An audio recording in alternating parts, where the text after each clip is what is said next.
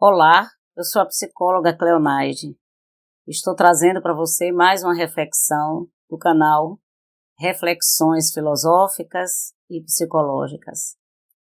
O tema que eu estou por conversar com você hoje é entender para amar. Nós sabemos que um dos elementos que nos ajuda a gostar de uma pessoa, a conviver com essa pessoa, é entender como essa pessoa funciona. Então, o temperamento é a combinação de características as quais nascemos. Então, todos nós nascemos com um traço. É essa forma de agir de uma pessoa em relação ao seu humor, à sua motivação, o jeito de cada pessoa reagir diante das dificuldades, diante das alegrias e de tudo que está no entorno das questões emocionais. O grande filósofo Hipócrates, que ele foi o pai da medicina, ele nasceu por volta do ano 460 a 370 a.C., ele apresentou para o mundo a teoria dos temperamentos, pontuando que todo ser humano ele pode ter o temperamento sanguíneo, colérico, fleumático ou melancólico. Hoje eu vou me ater nos dois primeiros tipos de temperamento. Então, falar de uma figura colérica, que é um jeito de ser no mundo, é uma forma de reagir no mundo, é falar e estar atento aos motivos, como é que é formado o temperamento. Primeiro aspecto é a herança genética. A pessoa que é criado, que nasce num ambiente onde a família é extrovertida, é muito para fora, então ela pode herdar essa característica desses pais. A educação também é um fator primordial na estruturação desse temperamento de um indivíduo. As circunstâncias que ela passou na vida, as qualidades naturais que ela possui e o ambiente que ela está inserida. Então, desse modo, eu estou demonstrando que há uma soma de motivos, de características. Agora, se alguém se percebe sendo colérico, não significa que essa pessoa é só colérica. Ela pode ter a junção de outros tipos de temperamento. Então, essa é uma dinâmica importante de se perceber. O grau de temperamento também é variável, de pessoa para pessoa. Então, pode ser que uma pessoa seja 60% sanguíneo e 40% colérico, ou seja, um desses outros que eu havia citado anteriormente. Então, quais são as características de uma pessoa considerada sanguínea? A primeira coisa é que a presença de uma pessoa sanguínea em um ambiente é um presente. Porque ele é extrovertido, é bem-humorado, uma pessoa que é sanguínea, ela sabe agradar as pessoas, tem disposição para estar bem em grupo. É uma pessoa que tem carisma. Sabe aquela pessoa que você gosta de primeiro? Normalmente as pessoas com temperamento sanguíneo possuem isso. São fáceis de colocar as suas opiniões dentro de um grupo. Ela também tem facilidade de ser oradora, de representar um grupo, liderar uma equipe, porque é animada e também sociável. Outra coisa, se algo acontece que chateia uma pessoa sanguínea, aquela raiva toda se concentra no momento, mas ela tem disposição para perdoar, tem disposição para seguir em frente. Expansivo e falante. Então, por conta disso, você percebe que essa pessoa expansiva e falante, ela também é terna.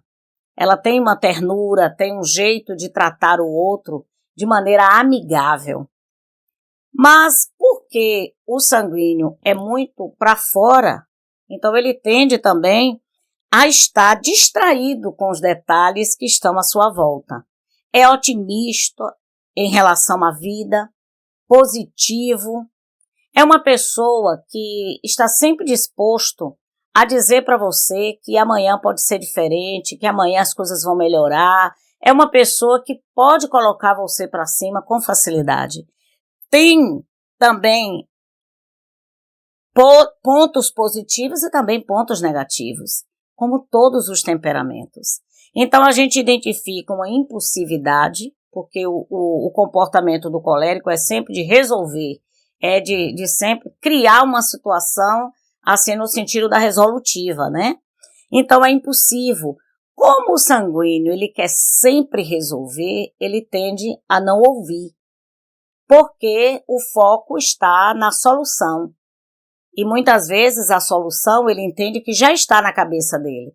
Então a disposição para ouvir os outros não se encontra muito forte no sanguíneo. Vai com a maioria. Bem, como o sanguíneo é muito bem relacionado, tem muitas amizades, então isso pode levar a não ter um filtro necessário para avaliar as coisas. Então pode sim ir com a maioria. Bem, como vive no mundo da lua, no sentido de não ter muita introspecção, então tende a conversar às vezes mais do que deveria. Então conversa à toa, conta coisas desnecessárias, né? Por conta de internamente ele funcionar assim.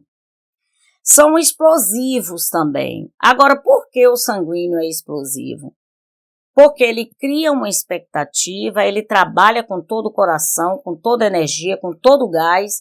Então, quando algo sai do seu controle, pode se preparar. Porque ele migra de uma pessoa extremamente agradável para uma pessoa desagradável pela falta de controle. Então, essa instabilidade emocional também causa alguns danos no ambiente de trabalho. Então, se você é casado com uma pessoa que é sanguínea, se você trabalha numa empresa onde tem muita gente com o perfil sanguíneo, essa pessoa, ela pode ser muito útil, ela pode ser muito bem adaptada ao ambiente, na medida que ela conhece as suas características e trabalha em relação a elas, e vocês também, nós também conhecemos a característica do outro. Para amar, você precisa identificar quem é aquela pessoa. Agora eu quero falar um pouquinho com você sobre a figura colérica. Bem, a figura colérica também é um presente dentro de uma equipe, dentro de uma organização, no ambiente também familiar. Porque todo temperamento ele traz aspectos positivos e aspectos negativos. A primeira característica de uma pessoa colérica que eu quero pontuar é a perseverança e a motivação. Uma pessoa colérica é alguém que você pode ter na equipe animado, pronto para trabalhar, pronto para construir, pronto para projetar, porque tem motivação e tem perseverança. É o tipo de pessoa que ela começa uma coisa e ela conclui esta coisa. É líder nato, é rápido para pensar e é ousado para construir. Proativo. Uma pessoa que tem um perfil colérico pode contar com ela no ponto da proatividade, porque é dinâmico em executar tarefas. Não tenha dificuldade em entender que o colérico ele vai exortar. Se alguém da equipe, se alguém no ambiente familiar, esta pessoa está desalinhada para os objetivos, ele vai exortar. Ele vai dizer que não está satisfeito, ele vai dizer que pode ser diferente. Porque, por natureza, pelo perfil, ele é uma pessoa ativa e determinada. Agora, como eu disse, há também pontos ruins. A primeira é que, como essa pessoa está com tanta energia resolutiva, decide pelos outros. A mente da pessoa processa de uma maneira que, se não for orientado, tudo passa pelaquela pessoa e ela resolve tudo sem consultar a equipe, sem consultar as pessoas da casa, sem ouvir ninguém, por conta de um perfil de energia para resolver as coisas.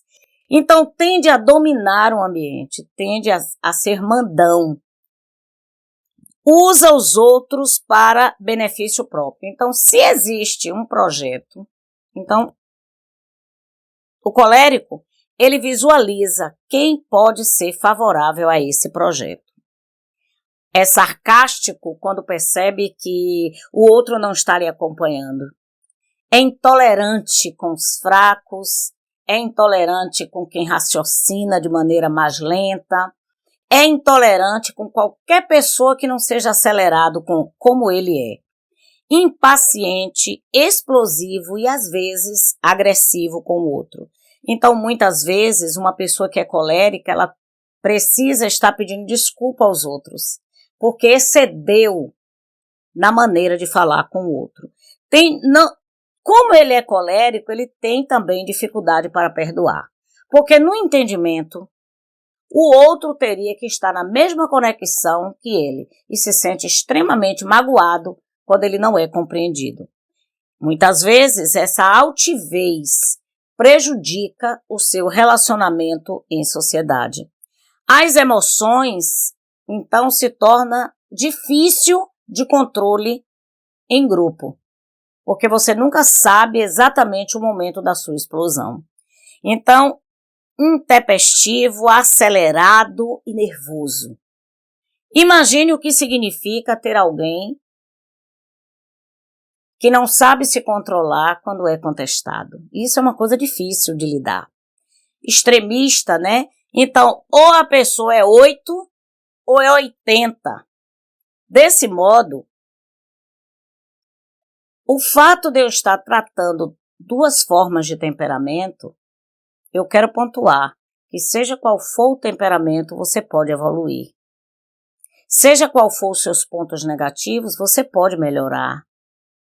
No momento que há um autoconhecimento, esta pessoa pode caminhar na direção do autocontrole, de melhorar os pontos negativos do seu temperamento.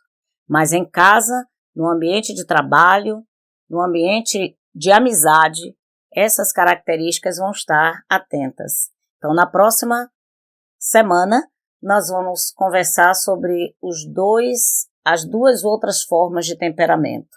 Um grande abraço para você.